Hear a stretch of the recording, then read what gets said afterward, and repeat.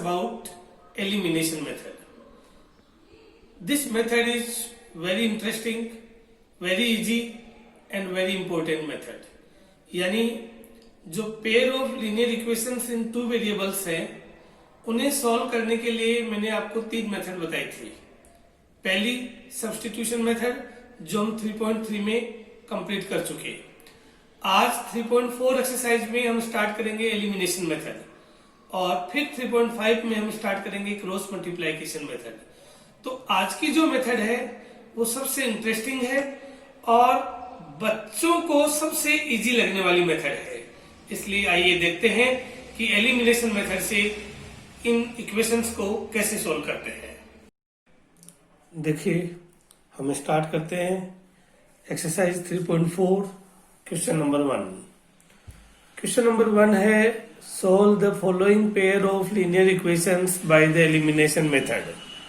यानी जो भी क्वेश्चंस हैं, देखिए वैसे इस एक्सरसाइज में दोनों मेथड से सॉल्व करने के लिए कहा है, एलिमिनेशन मेथड से भी और सब्स्टिट्यूशन मेथड से भी. लेकिन सब्स्टिट्यूशन मेथड हम पिछली एक्सरसाइज में कर चुके, इसलिए अब हम कर रहे हैं elimination method. First question x plus y is equal to 5 and 2x minus 3y is equal to 4. देखो एलिमिनेशन मेथड से सॉल्व करने के लिए मैं कुछ बातें बता रहा हूं, वो ध्यान देना. एलिमिनेशन वर्ड बना है एलिमिनेट से और एलिमिनेट का मतलब होता है गायब करना, हटा देना, रिमूव कर देना. तो यहां जो दो वेरिएबल्स हैं उन दोनों वेरिएबल्स में से किसी एक वेरिएबल को पहले हटा देते हैं, उसको रिमूव कर देते हैं और इसी कारण से इस मेथड का नाम है एलिमिनेशन मेथड. अब रिमूव कैसे करते हैं वो आप ध्यान से देखिए. सबसे पहले इसको दे दिया इक्वेशन नंबर 1 और इसे दे दिया equation number 2. x plus y is equal to 5 और 2x minus 3y is equal to 4. इन्हें सबसे पहला काम है इक्वेशन नंबर 1 और 2 देना. उसके बाद सेकंड काम हमारा ये है कि जो दो वेरिएबल्स है उनकी वैल्यूज को सेम करना. जैसे फर्स्ट इक्वेशन में है 1x और सेकंड इक्वेशन में है 2x. इधर फर्स्ट इक्वेशन में है 1y और सेकंड इक्वेशन में है 3y. तो दोनों वेरिएबल में से किसी एक वेरिएबल की वैल्यू को इक्वल कर देते हैं. दोनों वेरिएबल में से कोई सा भी एक वेरिएबल की वैल्यू इक्वल कर दीजिए. यहां हम मान लीजिए x की वैल्यू को इक्वल करना चाहते हैं, तो यहां फर्स्ट इक्वेशन में है 1x और सेकंड इक्वेशन में है 2x. तो फर्स्ट इक्वेशन को अगर 2 से मल्टीप्लाई कर दें तो वो भी 2x हो जाएगा, तो दोनों की वैल्यू इक्वल हो जाएगी. अब अकेले x को तो हम मल्टीप्लाई कर नहीं सकते, करेंगे तो पूरे इक्वेशन को ही मल्टीप्लाई करेंगे ताकि क्वेश्चन में कोई इफेक्ट नहीं पड़े. तो हम लिखेंगे मल्टीप्लाइंग इक्वेशन 1 बाई 2. इक्वेशन 1 को 2 से मल्टीप्लाई करेंगे. जब इक्वेशन 1 को 2 से मल्टीप्लाई करेंगे तो 2x प्लस 2 को y से किया 2y इक्वल टू 2 को 5 से किया तो 10. और ये हमारे पास एक नया इक्वेशन आ गया जिसे हमने नाम दे दिया इक्वेशन नंबर 3. अब देखो ध्यान से देखने की बात है, हमारे पास जो नया इक्वेशन आया वो है ये 2x plus 2y equal to 10 और जो इक्वेशन बचा इक्वेशन सेकंड वो ये है 2x minus 3y equal to 4. अब आपको ये देखना है कि जो आपने वेरिएबल सेम किए, जो 2x और 2x आपने सेम किए वो कैसे रिमूव हो सकते हैं, कैसे कर सकते हैं. अगर इन दोनों को प्लस करेंगे तो दोनों सेम साइन का है, रिमूव नहीं हो सकता. तो हम क्या करेंगे, इन दोनों इक्वेशन को माइनस कर देंगे. माइनस करने के लिए आपको पता है कि अलजेब्रा में जब माइनस करते हैं तो नीचे वाले डिजिट्स के साइन चेंज होते हैं. तो यहां देखिए नीचे वाले डिजिट 2x प्लस का है तो यहाँ माइनस का हो गया, 3y माइनस का है तो यहाँ प्लस का हो गया और 4 प्लस का है तो यहाँ माइनस का हो गया. नीचे वाले डिजिट्स के साइन चेंज कर दिए. साइन चेंज कर दिए तो 2x और 2x कैंसिल हो गए क्योंकि एक प्लस का 2x एक माइनस का 2x दोनों कैंसिल हो गए. आगे जो बचा उसको हमने लिख दिया. आगे देखिए प्लस का 2y और ये माइनस का 3y था, साइन चेंज करने के बाद प्लस का 3y हो गया. तो प्लस का 3y और प्लस का 2y कितने हो गए, प्लस के 5y. और इक्वल टू के बाद में देखो ये 10 प्लस का है, 4 साइन चेंज करने के बाद माइनस का हो गया, तो 10 में से 4 माइनस किया तो क्या बचा 6, यानी 5y इक्वल टू 6। तो y इक्वल टू हो गया 6/5। ये हमारे पास y की वैल्यू आ गई। देखिए हमने क्या किया कि दोनों इक्वेशन में x को रिमूव किया और y की वैल्यू निकाल ली। अब हमने क्या किया कि इस y की वैल्यू को किसी भी इक्वेशन में, इक्वेशन 1 में, 2 में, 3 में, किसी में भी पुट कर दो, x की सेम वैल्यू आएगी। तो हम यहाँ पर क्या कर रहे हैं कि जो y की वैल्यू है इसको इक्वेशन 1 में पुट कर रहे हैं। इक्वेशन 1 देखिए हमारे पास क्या था कि इक्वेशन 1 है x plus y equal to 5। तो यहाँ y की जगह y की वैल्यू हम पुट कर रहे हैं, तो x plus 6/5 equal to 5, y की जगह y की वैल्यू हमने पुट कर दी। अब इसको 6/5 को राइट हैंड में ले जाओ तो ये माइनस का हो जाएगा, 5 माइनस 6/5 हो जाएगा, और फिर इसको एलसीएम लेकर के सॉल्व कर लेंगे। तो x की वैल्यू आ जाएगी 19/5, और जो x की वैल्यू 19/5 आई वो हमारी पहले वेरिएबल की वैल्यू हो गई, और सेकंड वेरिएबल की वैल्यू y इक्वल टू 6/5 हो गई। इस प्रकार से एलिमिनेशन मेथड से हमने x और y दोनों की वैल्यू फाइंड कर ली है।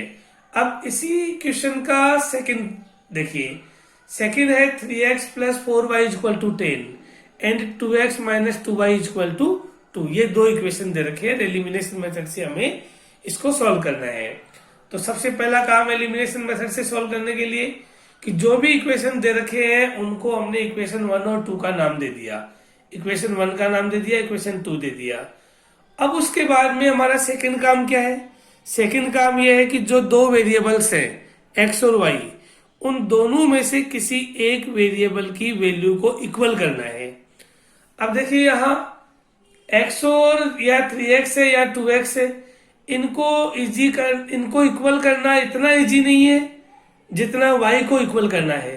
यहाँ 4y है, यहाँ 2y है, तो इसको 2 से मल्टीप्लाई करते ये भी 4y हो जाएगा।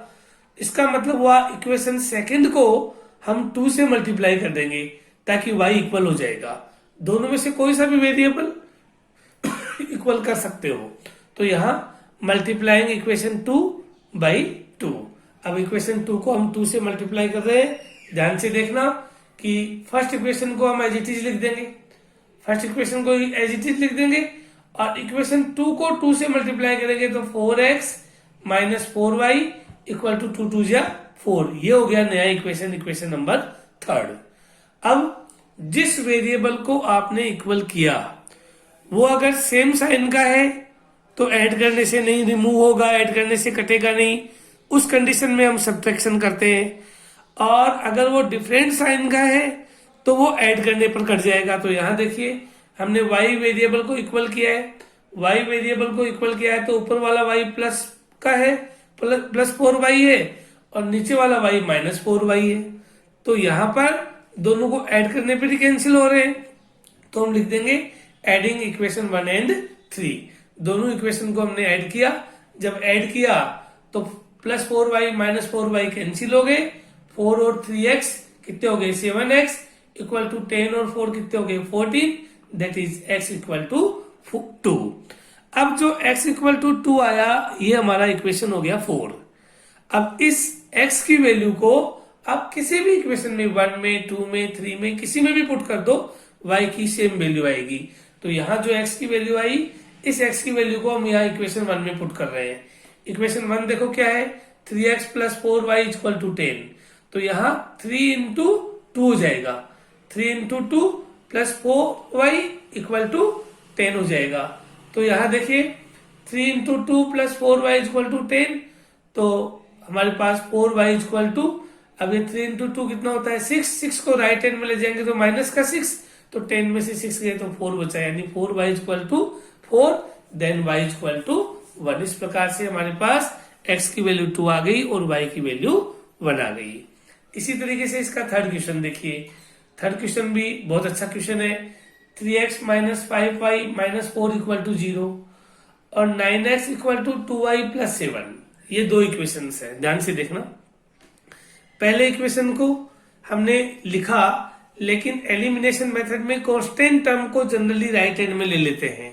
तो यहाँ कांस्टेंट टर्म है -4 जो लेफ्ट में है, हमने क्या किया इसको राइट में ले लिया, ये राइट में ले लिया 3x - 5y इक्वल टू 4 को हमने राइट में ले लिया, इसको इक्वेशन 1 नाम दे दिया। अब इसी तरीके से जो आगे दूसरा इक्वेशन है उसको लिख लिया 9x, 2y को इधर ले आए माइनस का 2y इक्वल टू 7, और ये हो गया हमारा इक्वेशन सेकंड। जनरली एलिमिनेशन में x और y को लेफ्ट में ले लेना चाहिए और कांस्टेंट टर्म यानी जिसके साथ वेरिएबल नहीं है उसको राइट में ले लेना चाहिए। अब हम देखिए क्या देख रहे हैं यहाँ पर कि इक्वेशन फर्स्ट में 3x है और इक्वेशन सेकंड में 9x है, तो अगर y को इक्वल करेंगे तब तो दोनों इक्वेशन को मल्टीप्लाई करना पड़ेगा तब इक्वल होगा, लेकिन अगर x को इक्वल करेंगे तो केवल इक्वेशन 1 को ही 3 से मल्टीप्लाई करने पर वो 9x हो जाएगा और दोनों इक्वेशन में x वेरिएबल इक्वल हो जाएंगे, इनकी वैल्यू इक्वल हो जाएगी। तो हम क्या करेंगे multiplying equation 1 by 3, multiplying equation 1 by 3। तो यहाँ इक्वेशन 1 को हम 3 से मल्टीप्लाई करके लिख रहे हैं, 3 3 जा 9x माइनस 3 5 जा 15y इक्वल टू 4 3 जा 12, और ये हमारा नया इक्वेशन आ गया जिसको हमने नाम दे दिया इक्वेशन नंबर 3। अब आप ध्यान दीजिए यहाँ पर देखिए ये हमारा थर्ड इक्वेशन है 9x minus 15y equal to 12, और ये हमारा सेकेंड इक्वेशन है। सेकेंड क्योंकि फर्स्ट को तो हमने मल्टीप्लाई किया ही है ना, तो ये सेकेंड इक्वेशन है। अब जो हमने वेरिएबल इक्वल किए वो दोनों सेम साइन के हैं, प्लस प्लस के हैं। अगर सेम साइन के हैं तो ऐड करने पर तो नहीं कैंसिल हो सकता, तो हम क्या करेंगे दोनों इक्वेशन को माइनस कर देंगे, चाहे इक्वेशन सेकंड में से थर्ड माइनस करो चाहे थर्ड में से सेकंड माइनस करो, कोई फर्क नहीं पड़ता है। तो इक्वेशन थर्ड में से सेकंड को माइनस कर रहे हैं। आप जानते हो कि माइनस करने के लिए जो नीचे वाले डिजिट्स हैं उनके साइन चेंज करते हैं, तो हम यहाँ पर 9x प्लस का है तो वो माइनस का हो गया, 2y माइनस का है वो प्लस का हो गया, 7 प्लस का है वो माइनस का हो गया। इस प्रकार से हमने साइन चेंज कर दिए, साइन चेंज करते ही प्लस का 9x और माइनस का 9x ये कैंसिल हो गए।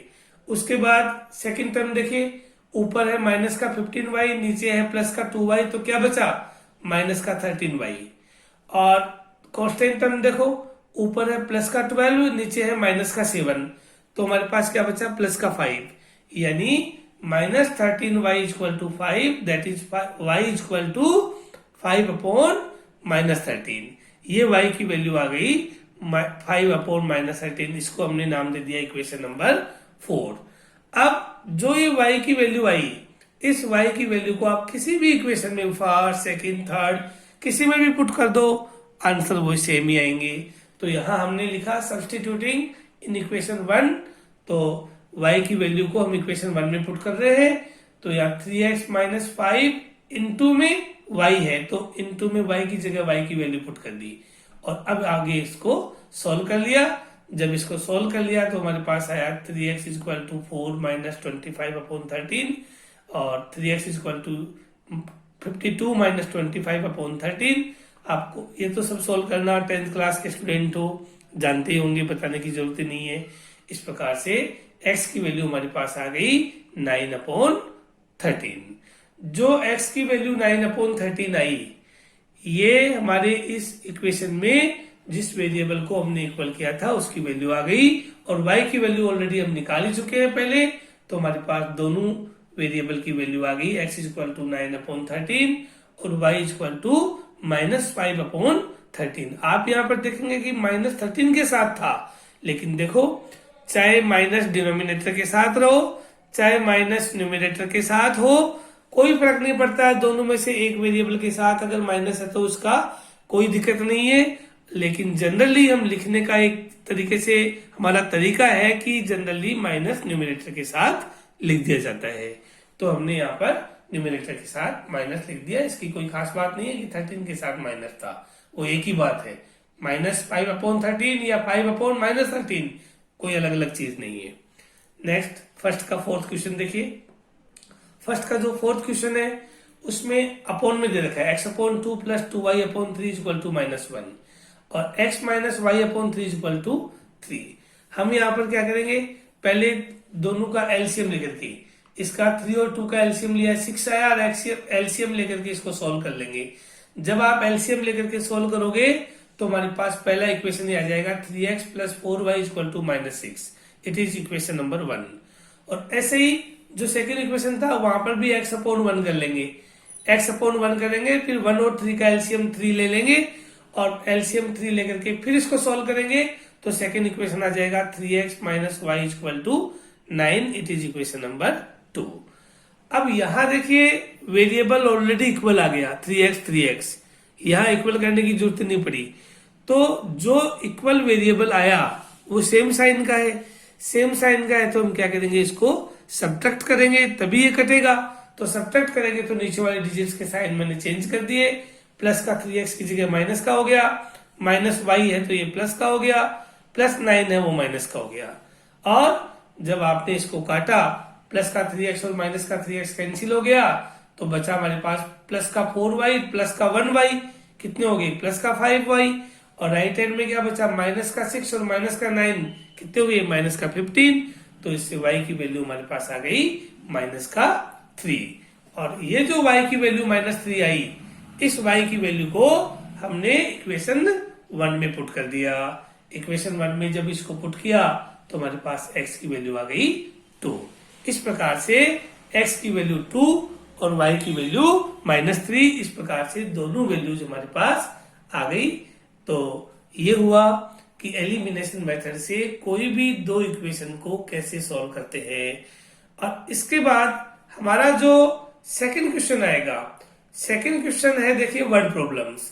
वर्ड प्रॉब्लम्स है, वर्ड प्रॉब्लम्स में हमें क्या करना होता है, सबसे पहले हम इक्वेशन जो दी हुई है, जो वर्ड प्रॉब्लम दी हुई है, उससे पहले इक्वेशन बना लेंगे। जो भी वर्ड प्रॉब्लम दी हुई है उन दोनों से पहले इक्वेशन बनाएंगे, और इक्वेशन बनाने के बाद में जो मेथड मैंने इस वीडियो यानी 3.4 के स्टार्टिंग वीडियो में जो मेथड बताई एलिमिनेशन, उसी मेथड से फिर उन दोनों इक्वेशन को सॉल्व करना है। Thank you very much.